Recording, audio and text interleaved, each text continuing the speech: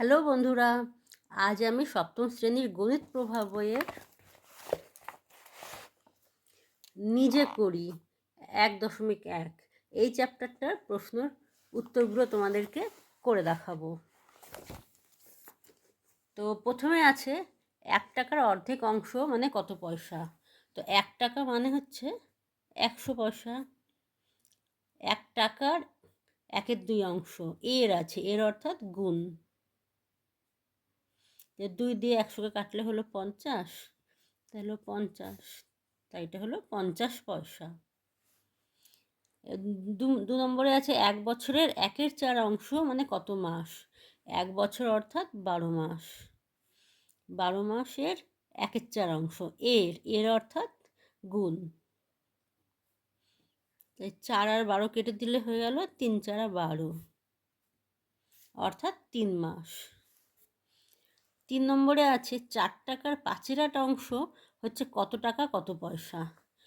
5 টাকা 4 টাকাকে আমরা পয়সায় নিয়ে আসছি, 400 পয়সা গুণ 5/8 অংশ। 8 দিয়ে 400কে কাটলে হবে 5 × 8 = 40, 0, অর্থাৎ 5 0 0 আর 5 5 25, অর্থাৎ 2 টাকা 50 পয়সা।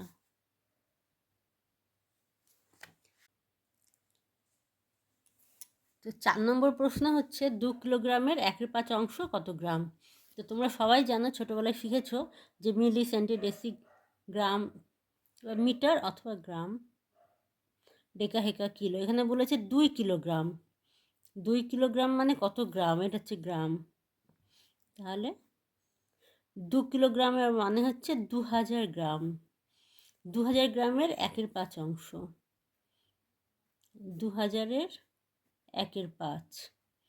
তো 5 দিয়ে 2000কে যদি কাটি, 4 5 20 আর 2 0, 400, অর্থাৎ হয়ে গেল 400 গ্রাম। এবার হচ্ছে 5 নম্বরেরটা, 5 লিটার 2 ডেসিলিটারের অর্ধেক অংশ। এখানেই তুমি দেখে নিতে পারবে, এই যে লিটার আর ডেসি পাশাপাশি আছে, তার মানে এটা হচ্ছে কি 52 ডেসিলিটার। এর অর্ধেক অংশ কাটাকাটি করলে পাবো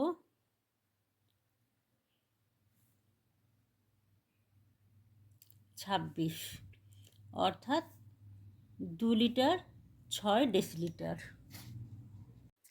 এবার চলে আসি 6 নম্বর প্রশ্নে। 6 নম্বরে বলেছে একটি সংখ্যার 1/3 অংশের সঙ্গে 20 যোগ করলে 35 হয়। তো সংখ্যাটি কত হবে হিসাব করি। মনে করি আমরা সংখ্যাটি হচ্ছে এক্স। তো এক্সের 1/3 অংশ, অর্থাৎ ওর 1/3 অংশ, এর সাথে যোগ করতে হবে 20।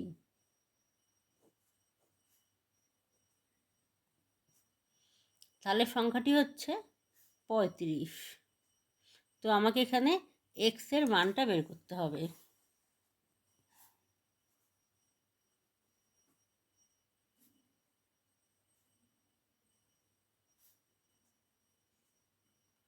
এক্সের মান বের করবো, তাই এক্সটা এই পাশে থাকবে আর 20টা ওদিকে চলে যাবে। তাই যোগটা এই সমানের এদিকে আসলে বিয়োগ হয়ে যাবে। এবার এটা বিয়োগ করে আমরা পাই 15। 3 নিচে আছে, অর্থাৎ এটি ভাগের সম্পর্কে আছে, তো এটা ওদিকে গেলে গুণ হয়ে যাবে, অর্থাৎ 3।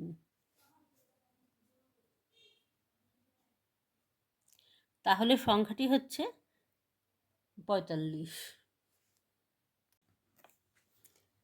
এবার চলে আসি 7 নম্বর প্রশ্নে। 7 নম্বরে বলেছে হিসাব করে দেখি 5-এর সাথে 2 গুণের সঙ্গে কত যোগ করলে 3 পাবো।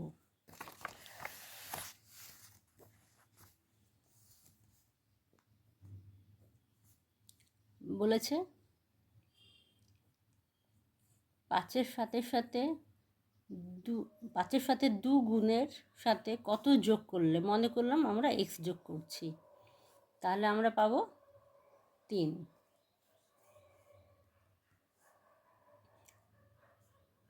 5 দুগুণে 10, 10-এর 7 যোগ x সমান 3। তো এই 10/7কে আমরা এদিকে নিয়ে আসি, এক্সটা দিকে থাকবে কারণ এক্সের মান বের করতে হবে। তো এটা যোগ আছে, এদিকে আসলে এটা বিয়োগ হয়ে যাবে।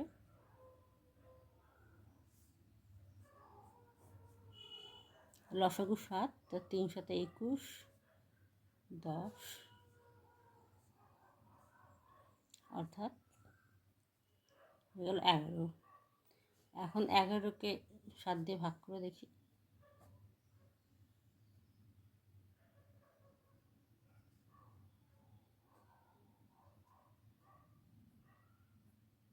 তাহলে উত্তর আমাদের হচ্ছে 1.4-7। এবার 8 নম্বর। 8 নম্বরে বলেছে 5-এর 7-এর সাথে কত গুণ করলে 4 পাবো, হিসাব করি। মনে করছি 5-এর 7-এর সাথে x গুণ করে আমরা 4 পাবো।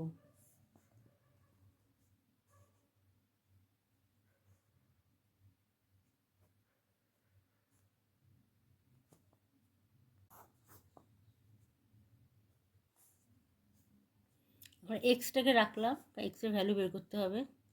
5-এর 7 এদিকে আসলে উল্টে যাবে।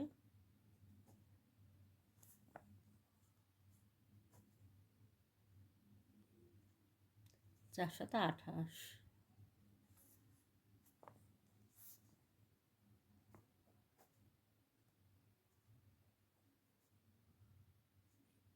পাঁচ 5 × 5 = 25, 5 পূর্ণ 3-এর 5। এটি হলো উত্তর। এরপর কোশ্চেন নাম্বার 9। এখানে বলেছে 2/3, 4/5 ও 2/3 × 4/5 এদের মধ্যে কোনটি সবচেয়ে ছোট সেটি হিসেব করে দেখি।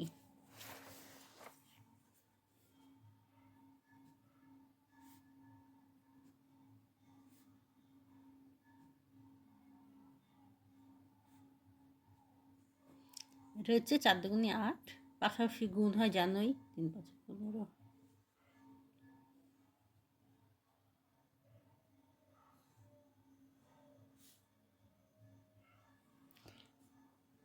কোনটি ছোট কোনটি বড় বের করতে হলে আমাদের নিচের হরগুলোকে আগে লসাগু করতে হবে। তো লসাগু হচ্ছে 15,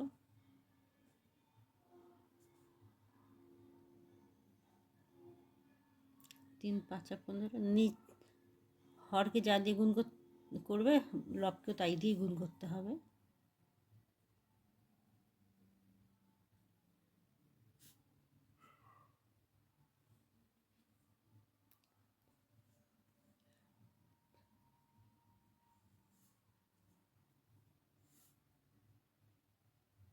এটা তো 15ই আছে, যা আছে তাই থাকবে। তো দেখা যাচ্ছে সবচেয়ে ছোট এটি, অর্থাৎ 2/3 × 4/5।